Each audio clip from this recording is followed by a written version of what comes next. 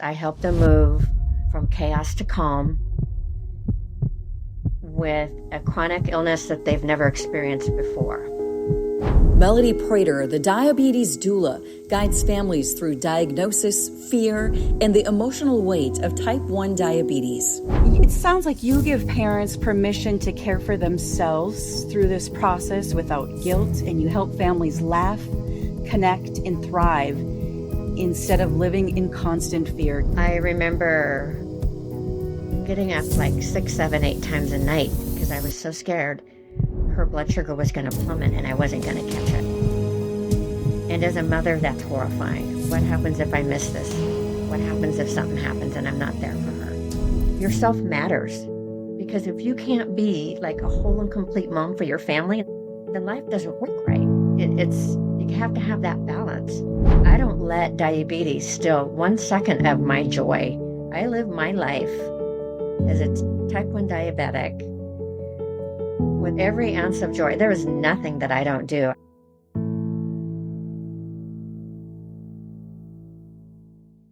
Hello and welcome to Radical TV. I am Shawna Smith. Joining me here today is Melodie Prater. Hello, Melanie. How are you? Doing wonderful. How are you, Shawna? I'm doing well. I'm going to read your bio first so everybody has an idea of what you're up to, Melodie. Melodie Prater is better known as the Diabetes Doula. I love that. She is a #1 international best-selling author and certified type 1 diabetes family alignment coach. She empowers parents to ditch the burnout and reclaim joy while raising kids with type 1 diabetes. Wow. You're better known as the Diabetes Doula. That is powerful. Tell me about that. When women become pregnant, a lot of times they hire a doula because they don't know what to expect. You know, it's brand new to them. And the doula takes them from becoming pregnant all the way through the pregnancy and then post-delivery. So all those questions, all those emotions, all those uncertainties become more certain. So it makes the whole process a little bit more easy. And as the diabetes doula, that's what I do for parents who have newly diagnosed children, is I help them move from chaos to calm with a chronic illness that they've never experienced before. Wow. And it sounds like you give parents permission to care for themselves through this process without guilt, and you help families laugh, connect, and thrive instead of living in constant fear. Because I can imagine that getting a diagnosis like this for your child is a scary thing. It's a very scary thing, and it happens so fast. A lot of times, brand new diagnoses, there's no family history. Children usually wind up in the pediatric intensive care unit because they have something called ketone acidosis. So the child gets very ill and then winds up going to the doctor, and then it progresses. They find out what's happening, and then they need to lower the blood sugar with ease and grace. So they admit them a lot of times and bring them down. Before the diagnosis, parents know nothing about diabetes unless they have a family medical history. And so all of a sudden, they're sitting in front of the doctor, the nurses, and the staff, and they're being bombarded with all this information, all this technology, and they don't know what to do with it. It's just a moving train. And so for me, it brings me joy to be able to step into that and say, hey, everything is going to be 99% like it was before. This is just new, like starting a brand new job or anything new to you. It doesn't have to own your life. It's just part of it right now. So adding that and bringing that calm to the family, it helps lift the burden, especially the mom who carries most of that burden. And, you know, it just helps empower the mother to say, hey, you know, I can do this and my child's going to be okay. Mm-hmm. Yeah, I could see how that would be bring on a lot of anxiety and things like that. And to have somebody there that understands it and can help you is such a huge benefit to the mom and the child. It truly is. I think too, you have to live it to give it. So you can sit in front of a counselor or you can sit in front of somebody and talk about diabetes. But like anything, like childbirth, like we talked about, if you sat in front of a woman who had never given birth and she was telling you all about the delivery process, that wouldn't, add much value. So my daughter, who's 40, was diagnosed when she was 8, and it was in a time where they didn't have the pump or any of the new technology that they have today. So I did finger sticks. Oh, Had her pee on a little ketone strip. I didn't know what her blood sugar was unless I checked manually. hmm. So 32 years I've been immersed in it. But then what really shifted me is at the age of 40, I was diagnosed myself with type 1 diabetes. It just kind of came out of nowhere. And I'm like, oh, I got this.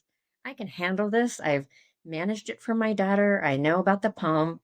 I know about the glucose meter. I know about everything. I've got this. And I remember sitting there one day and I'd gone out with my friends and we were having wine and hot wings and what ladies do, we go out and have a good time. And I remember getting home and going, oh shit, my blood sugar's through the roof. And it was the sauce that was on the hot wings, or I should. And I'm thinking, Melody, you should know better, you've raised this child. And I remember in that moment feeling just this utter sadness because I was grieving, and it wasn't about my diagnosis. It was about the fact that I had parented this child that had this adult thing going on with her body. And I was like, make sure you check your sugar. Make sure before you drive, you do this, do that. And I didn't really understand the emotional impact that had on her, Mm, her dating, her friends, her everything in her life. And so it mm, was like a train that came in and shook me to my core. And I thought to myself, if I can bring all that knowledge as a credentialed coach and soften it for other parents and bring some joy and some laughter, because there's some of that in there too.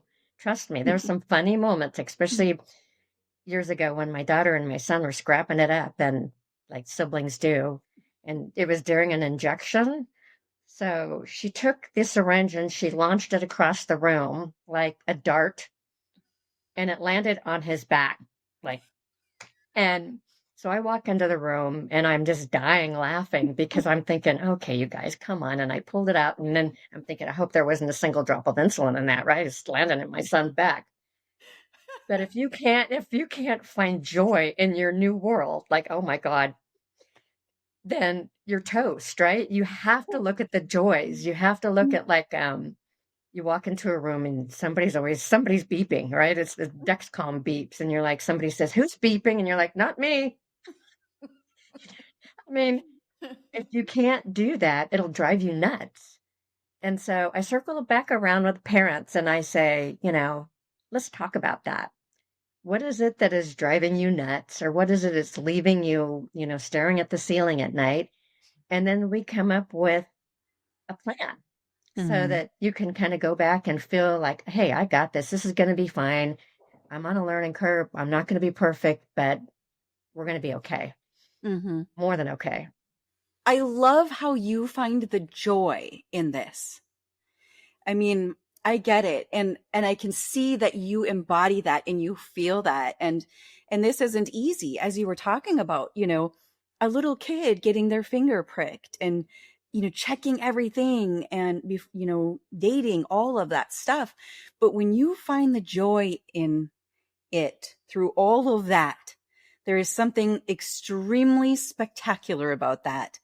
Um, and if you can share that with other people, I mean, that is one way to really help people get through something like this, a diagnosis like this.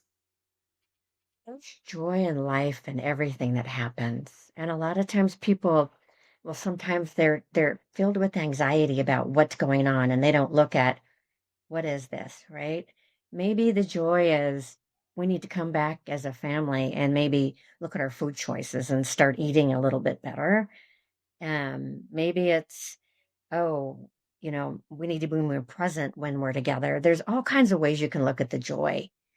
And I don't let diabetes steal 1 second of my joy. I live my life as a type 1 diabetic with every ounce of joy. There is nothing that I don't do. I go hiking, I go Italy, I go everywhere, and I just live it up and have a great life. My daughter, oh boy, she was a handful when she was in her teenagers, the kind of girl that climbed out the window. And I would get a call saying, "This is the police department and we have your daughter." I'm like, oh. So how much joy can that be, realizing that she's just a regular misbehaving teenager trying to do it all? That's how I raised her. And today she is a butcher for a meat department. She manages a meat department and she doesn't let anything steal her joy, and it's almost as if we've learned to put diabetes in the back seat of our life and say, okay, yeah, it's there. It's kind of like when you have a newborn and you get ready to go somewhere and you got the diaper bag, you got the car seat, you put the baby in the car, you're ready to go. And then you get the baby home and you put the baby to bed, and then the baby is up all night and you're exhausted, right? You're exhausted. But then you go in the morning and you wake up with the baby and you look at your new baby, and all of a sudden that goes away because of the joy. It's you look past the stuff that is difficult or challenging and you say, I'm a badass parent and I'm going to get through this, and I'm going to look at the joy, and my son or daughter is going to be raised the same way they were before the diagnosis. If they want to be a doctor, they're going to be a doctor. If they want to be a fireman, they're going to be a fireman. There's nothing they can't do, especially today. And put it in the back seat and have that joy. Melodie, what would you say is the biggest lie that your target audience has been told that you've discovered is basically completely false? I think that is that diabetes is going to affect your life. You're going to die early. You're going to not have a full life. And that's just baloney. It truly, truly is. I read an article about a man that's 90 years old and he was diagnosed as a child and he's still alive and kicking. So this is not a terminal diagnosis, and your child is not diabetic. I don't like to hear that. Your child has diabetes. It does not need to define who they are, shorten their life in any way. Nothing like that. So when I hear somebody say, oh, well, Molly can't go do this, she can't go do sports, it's like, well, Molly can. You just need the tools to make sure Molly's prepared so that she can go live her best life. Did you ever believe this lie yourself, or were you always like, no, it's not going to be this way? It's a hard hell no, because I looked at my daughter when she was diagnosed and all the different things, and I actually was told, back when that, hey, we don't know about her prognosis because she had a couple other underlying conditions. She has that peanut allergy where you have to carry the epi kit. And then she also had extreme asthma. So all these things, asthma and diabetes were competing, and she was on high doses of prednisone. So instead of looking at that, I'm like, what can I do to make it better? So my doctor said, you need to move her to the cleanest air you can possibly move her to, because where she's at right now is not serving her. The allergies are too high and it's competing with her diabetes. So I did that. 3 weeks later, I wound up, I Googled clean air, I moved, I picked everything up, and my daughter thrived. So, and she's still thriving. Wow. What is the real cost when people do believe that lie? They limit their children. They limit their family. They limit their joy. They live in a place of fear instead of joy, which is absolutely unnecessary. And they're riddled with anxiety. And with that, you can't enjoy anything. So let's say if back in your head you think, oh, my child's going to die. okay, aren't we all going to one day? But Mm-hmm. it's not going to be of diabetes. It- Not if it's cared for and you're educated and you understand the ups and downs and the emotional, because that's 90% of it for me is the emotional stuff. Then you're just going to get on that bus and go straight where you need to go. And you don't have to worry about that. And all that anxiety is something you create about something that hasn't happened. Mm-hmm. I try to take that away because that's so unnecessary. It's a bad space for people to be in. Mm-hmm. It really is. What was your lowest point, Melody, when you realized the old way wasn't working for you? That's a really good question. There was a couple of them. So when it came to my daughter, I remember getting up like 6, 7, 8 times a night because I was so scared her blood sugar was going to plummet and I wasn't going to catch it. And as a mother, that's horrifying. What happens if I miss this? What happens if something happens and I'm not there for her? And I remember 8, 9 times a night working full time. I was so exhausted, laying in bed thinking, I should be ashamed of myself, but I feel like I just want to go to a hotel for 8 hours where I can just sleep for 8 hours apiece. And the guilt that it just made me feel like crap. Like, how dare you feel that way? Here's this an awful thing that's happening to your child, which I thought was awful. And you're thinking about yourself. Mm-hmm. But you know what? Yourself matters. Because if you can't be like a whole and complete mom for your family, not just one children, but a husband, maybe another child, or however many you have in your family, then life doesn't work right. It's you have to have that balance. So that was kind of a rock bottom moment for me where I'd say, I'd check her blood sugar and I'd say, I need an extra 10 minutes in the shower just Mm-hmm. for me and to carve Mm-hmm. out because I can't pour from a cup that's half full. Mm-hmm. And then the other really low moment for me was I thought that everything was done. I thought, oh, you just raised this badass daughter. You, you owned it. You're ready to live your life, Melody. Your kids are grown up. And I was diagnosed. Oh. So with that, it was like, are you kidding me? Really? What kind of a thing did I do to piss somebody off that now I have it? And then it was a flashback too of all those things. Like every time my daughter and every single parent who watches this with a child with diabetes, you always say, please give it to me and take it from them. I can handle it more. I can handle this and they can't. It's my fault that this child has this for whatever reason. When we carry children, everything that happens to them is our fault as a mother. Mm-hmm. And so I repeated that for years and years when she was little. Please take it away from her and give it to me. And then when I was diagnosed with it and she still had it, I said, oh, wow, that's kind of an injustice now, isn't it? She's still Wow. living with it. But although it was an injustice kind of that I got it, it was such a gift because it broke me open and it helped me be a better mom and it helped me understand the diabetes community and other parents. And it's something that I would have never completely embraced and understood had it not happened to me. Mm-hmm. So it is a silver lining. Mm-hmm. Wow. And it's beautiful that you see it that way, Um, that that's a hard pill to swallow, I guess, so to speak. What were you feeling in your body during some of these tough moments? And what were you telling yourself? With my daughter and with myself, um, despair.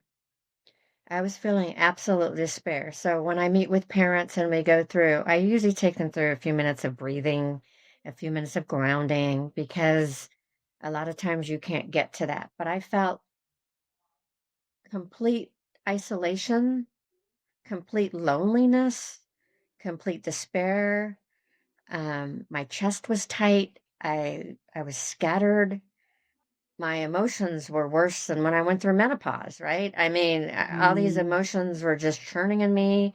I couldn't focus. It was a challenge for sure, with dealing with it because as a parent, you want to fix it. mm-hmm. But this was something that I couldn't fix. I had Mm-hmm. to learn it, Mm-hmm. because when you can learn it, it takes the power away. Mm-hmm. What finally made you say enough was enough, that you wanted to do things differently? I had a situation a long time ago where my daughter was taking the shots. It was like before the pump. And she'd been up all night on her nebulizer from the asthma. We had both been up all night. She was having a really bad asthma night. And back in the day, you took regular insulin and NPH. So it was like a regular insulin and a long lasting, and it came in a shot form.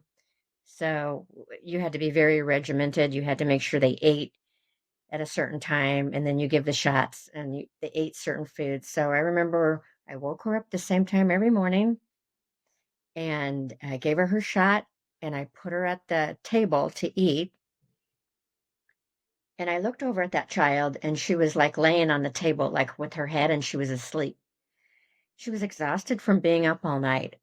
And Mm. so I thought to myself, being a tired mom, the house was still and quiet. Everybody was still in bed. I'm like, what would it hurt to put her back to bed just for a little bit and let her rest? And then I can rest a little bit. And so we all went back to bed, and I was laying there, and it was almost as if this rush came through me. And it was like a little whisper that said, get up. And I got out of bed and feeling, like I'd been to a party all night.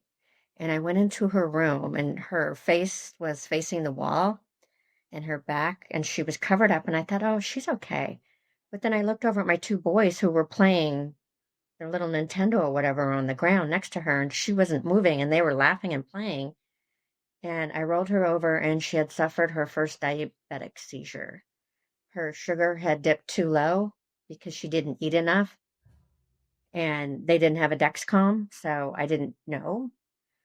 And I had to call for the ambulance to come. And that was a real eye opener to me, to like, how can I balance this better so this never happens again? Not only to my child, but to me as a mother. There's got to be an easier way. And I listen to parents sometimes, even with some of the gizmos and gadgets and the technologies that we have today, they still struggle. They're looking at an extreme high with a crash, and they're up all night, and that can be so avoided. So that was a big wake up for me, like, okay, I need to shift. I need to do something. I need to change it. How quickly did you start seeing results when you decided to make some changes? It's almost immediate. And I can tell you it happens with a lot of my clients too. Immediate. So your body holds the key. And the beautiful thing is, kids wear Dexcoms, almost all of them. You can see what's happening with their food choices. You can see what's happening with their lifestyle. You just kind of keep a log, and then you shift. So you might have two diabetic children, and they're eating the same food, and their body's responding completely different. It's not a one size fits all kind of catch. What I eat and what I do with my body is completely different than my daughter. So when I started shifting how I managed the diabetes and keeping a paper log with my daughter about her food, her rest, her everything, it was almost immediate because I was able to go back and communicate a lot more effectively with her primary care physician and shift her insulin doses and everything else. So that was really key for me, is Mm-hmm. gaining that control. And you've developed a unique method. Do you want to tell us about it and how it works?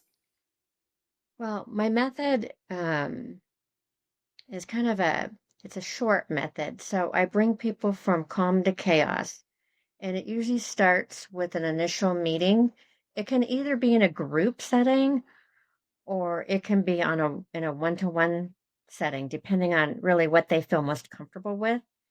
And then I go through the different things that you use for diabetes support and emotional support. And we talk about those things, and nothing is off limits. So I have different subjects, and I can go through like, I like, we talk about glucose. That's what I call it. So G is give yourself a break, right? Give yourself a break.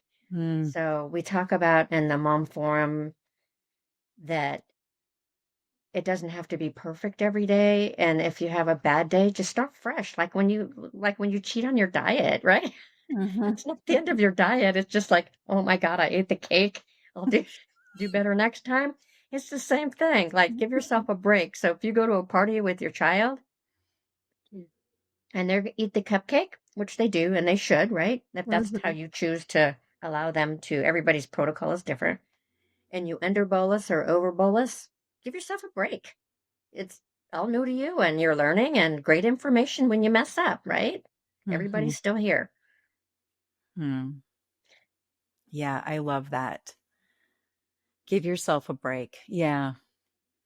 I'll never forget having a friend that had a diagnosis with diabetes, and I'll never forget getting like this special cake right in front of her, and then them telling me like, don't let her have any, don't let her have any, and I'll never forget how much that girl begged me for the cake, you know and I gave in. I gave it to her. I was like little kid, I was like, yeah.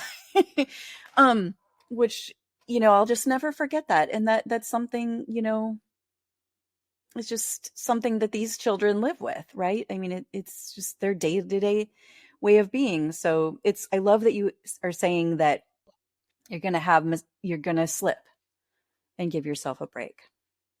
With the slip too, it happens, it's weird. So sometimes you slip and you don't even know, especially eating out.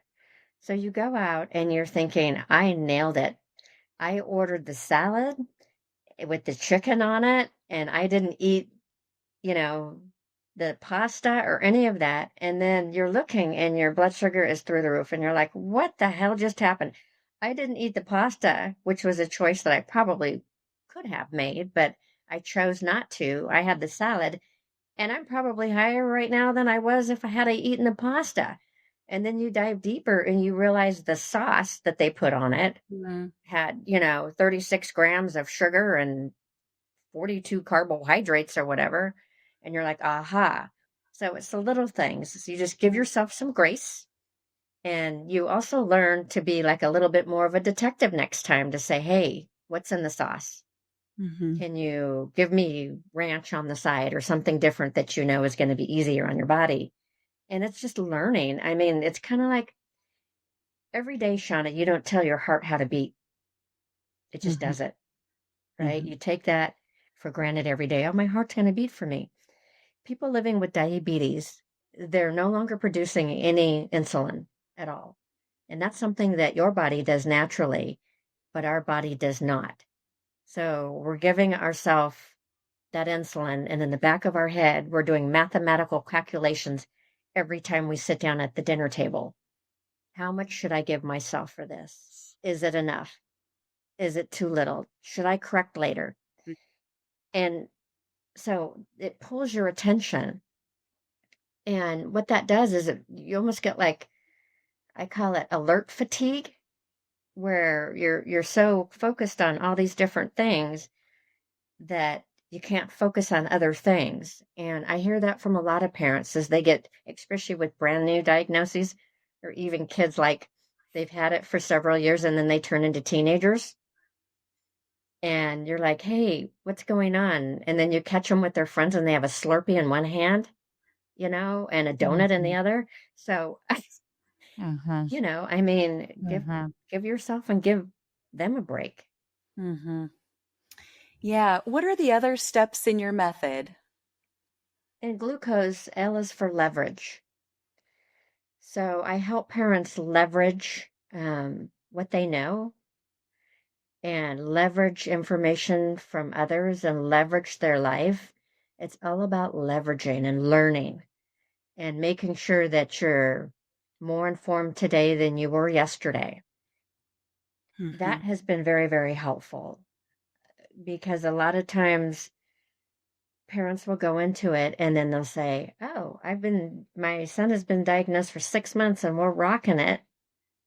And then the honeymoon period ends, and all of a sudden we're not rocking it Mm-hmm. and we're pissed off. Mm-hmm. So I allow them to be pissed off and leverage what they've learned and then reevaluate, right?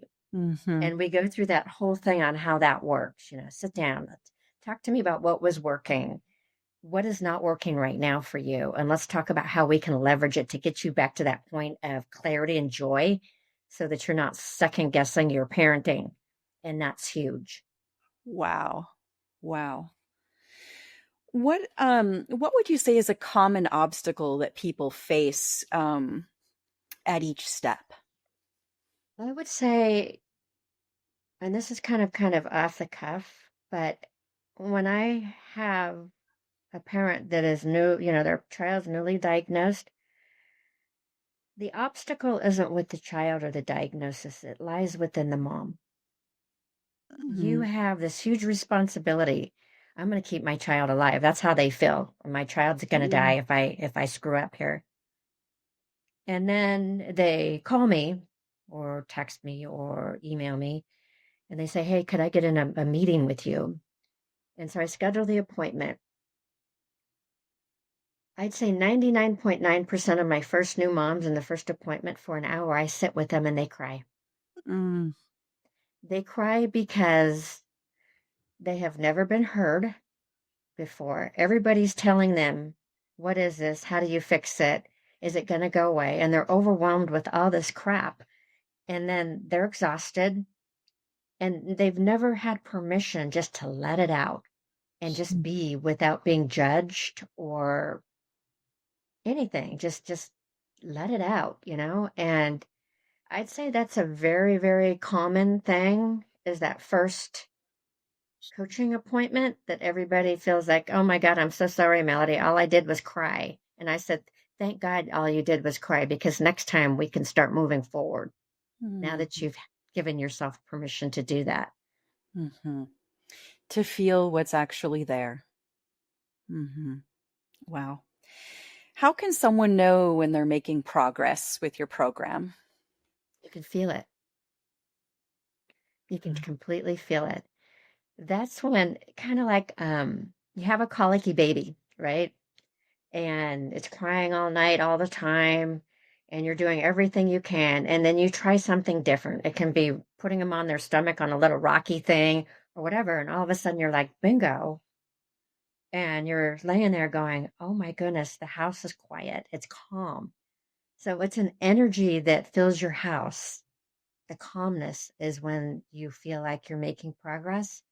The anxiety starts to soften. You start to laugh at things that may not have been very funny before. You just do because they are.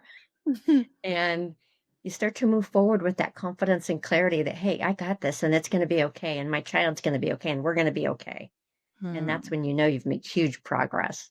Hmm. Yeah. When did you realize that your personal transformation was going to become your mission to help others? I had been diabetic for a long time. And I had a life changing event where um, I wound up single again after a very, very, very long term marriage. And I wound up living in the back of my son's house in a cottage. I went from a 2,200 square foot home that I could walk to the beach to a Mm. 650 square foot cottage with two large dogs. So the stillness, it was the first time in my life that I actually felt complete stillness, like eerie. You see your kids all the time and they call it empty nester or whatever. Mm-hmm. My house was so still. And I remember going for walks every morning because I was experiencing something new in my life yet again and thinking, what am I going to do? It's almost as if, why am I here? Why am I here? It's our calling that we have. I always ask myself, why the hell am I here? Mm-hmm. And I remember walking that dog and thinking, why am I here? And there was a little voice that says, you're here for a reason. And I remember seeing like a infomercial or something on Facebook about coaching. And I thought, I'd like to kind of try that. My day job doesn't really give me a lot of joy. It's a paycheck and I work and I don't hate it, but it doesn't fill me up, right? It doesn't fill my Mhm. cup up with joy. So I dove deep into this 2-year journey in coaching with Martha Beck and learning how to coach people. And I remember before I graduated, we did a lot of coach the coach, and that's where they kind of shred you a little bit and say, back up, you missed this, or look at that, or do this. And I'm like, oh my God, right? And it was an awareness of who I am. It's an awareness of who you are. And I thought, okay. And I remember her saying, Melody, you're getting ready to graduate. A lot of coaches have a niche, like an expert. What's gonna be your niche? What are you gonna coach? And I remember telling her, I have no idea, I don't know. And she goes, well, you have to live it to give it. Hmm. And it just came into me like a flood because I did a lot with the Juvenile Diabetes Foundation. People called me a lot, off the cuff with newly diagnosed children. And I was kind of just a regular go-to person. I'd run to the hospital and sit on the floor with a new mom who couldn't cope. People just knew me, as that person, not a coach, but as that mom and person to help out. And that's when I realized that it was truly my calling. And if I can make anybody's life 110% better so they don't have to go through what I went through, um, then it's all worth it. And that really, it lights up my heart because there's no reason for any parent to have to go through that Mm-hmm. without somebody walking next to them. Mm-hmm. Who specifically do you feel called to serve? Mostly the moms because they're the forgotten person in the whole diabetes thing. Because I'm a mom, because I'm diabetic, because I have a child, I kind of understand all of that. Like they can go and I actually, when people ask me, oh, well, my Joey wants this, how much should I bolus? I'm like, I don't have any hell. Don't ask me that. I go to your endocrinologist. That's a medical question. But if I can help mom balance, I hear things like, Melody, I went to bed with my husband and he reached over to invite me for intimacy and I pushed him away because I was so damned exhausted that I thought I can't give one more part of me to anybody right now. And marriages fail like that. And I'm like, if I can help those moms feel whole and complete instead of depleted, if I can lift those moms up and make them feel like they're badasses and they can handle anything without losing themselves, I've Mm-hmm. done my job, right? And it's an Mm-hmm. incredible thing for me to help with. Mm-hmm. Do you have an example of a specific client, obviously no names, that you've worked with that you have seen a transformation with? I do have one. I have several, but one that really speaks. So she came to me as a referral from like one of my friends. And she was a hot mess, but we're all hot messes when this happened. And she was so shut down. And she goes, I can't do this. And I said, well, let's talk about that. Let's talk about why you feel you can't do this, and we work through. The expectation is you're going to be a nurse, you're going to be a nutritionist, you're going to be a mom, and you're going to have all these roles, and you're going to feel like a failure when everything doesn't come together. This woman was spinning, and because this woman was spinning, her entire family was out of control. So it wasn't just about the diabetic child. That child's brother was failing in school, and he was a straight A student before Hmm. because he wasn't getting any attention. The whole family was in gridlock. And so I said, let's start one day at a time. Quit looking at this and let's break it off into little tiny pieces. And working with her, she was able to turn it all around, communicate better with her children, her spouse, come up with a plan, redirect when she needed to, and reclaim herself as not only a mother, but as a woman. And that's when everything shifted. She's like, came back to me later and said, "Oh my goodness, you have no idea how much this saved me personally as a person and as a human Mm, being." And that it really sat with me because it was just everything that could possibly slip in that family slipped.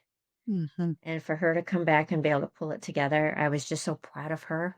You uh, know what I mean? To mhm, be willing to take the steps to talk to somebody to, work on yourself and work on things to really turn that corner. mm.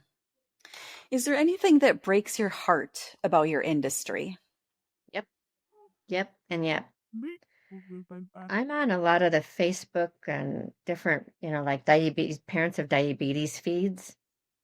And what breaks my heart is when parents think their child has a disability. Mm, They cannot do this. They cannot do that. I remember one parent chiming in that, oh, look, I watched this video and it's this yoga or instructor for jazz dance and she had Dexcom on. And I'm thinking, and your point? mhm, I mean, it just breaks me that they're limiting everything these children can do mm, when it doesn't have to be like that. mhm, There's no limiting. They can mhm, do whatever they want to do. It's called empowerment. When you empower yourself to learn, when you experience radical love, where you look at that child and you go, I'm going to love them so much, I'm not going to let anything get in the way, it just shifts. So when you mm, limit your child, they grow up feeling like they're less than and they're limited. And that's really, truly what breaks my heart. mm. What would the world look like if everybody knew what you know? Acceptance, calm, clarity, like it drives me nuts when I go out to dinner and I beep, like my Dexcom beeps because I'm either I might be a little bit too high. I really keep my blood sugars in check, so I set my thresholds for 70 to 150, and everybody who's diabetic will understand what I just said. So if I get over that threshold or whatever and it beeps, they're like, "Are you okay?" I'm perfectly fine, thank you. So if everybody in the world had this basic understanding that people who have diabetes are just carrying something different, like somebody who has epilepsy or somebody who has a heart condition or somebody who has anything, high cholesterol, whatever everybody's got something, right? There ain't no perfect Mhm. person. No. If we could just embrace it and allow people to walk their journey and say, hey, if you ever need me for anything, I'm here. I think that would be perfect in this Mhm. world. If someone wants to learn more and connect with you, how can they get in touch with you? Probably the best way is through Melodie Prater coaching. So I'm online with Instagram and Facebook. You can find me there. You can Google me. That's even better because it takes you directly to my website, which is Melodie Prater Coaching. I hear a lot of people, they misspell my first name with a Y instead of an IE, and then they're shuffling around looking for it. But I'm out there, and that's probably the easiest way to reach me. People are welcome to send me an email. I have a freebie for newly diagnosed parents with absolutely zero strings attached. You just download it, and it helps during those first couple of months to little shortcuts. It's a cheat sheet, right? Mm. And you can put it on the refrigerator or use it for whatnot, and that's very helpful. So that's the best way I'd say to reach me. And what would you say has changed in your life since you joined the Radical Company that you didn't expect? That's big. So the Radical Company has changed my life because number one, everybody's fabulous. Everybody's fabulous. Everybody encourages. Everybody lifts a person up. I shouldn't say sister because we do have some incredible men in the radical group. Um, the love and support you feel from the group is just unlimiting. They talk to me all the time, Jason and Drew and everybody, and say, you're moving in the right direction. When I feel like, is this what the parents need? Can I really make a difference? They're like, hell yeah, you can. And hell yeah, you are. So the Radical Company has helped me reach my audience in a way that I didn't think I would ever be able to. 90% of my challenge was making sure people knew I'm here, making sure I can't help them if they don't know I'm here. And the Radical Company has really helped me do that. Hmm. And if you're talking to someone that's considering the Radiverse, what would you tell them about your experience? I would say you can take your business that makes your heart sing and you can continue what you're doing and never reach your goal. Or you can work with a group of people that'll hold you tight and help you reach your goal. It's a choice that you will have to make on your own. And I made that choice along with other people who made that choice. And you can sit stagnant or you can move. And when you join the Radical group, you move. So true. Melodie Prater, thank you so much for joining us here on Radical TV. Thank you. Have a great day, Shawna.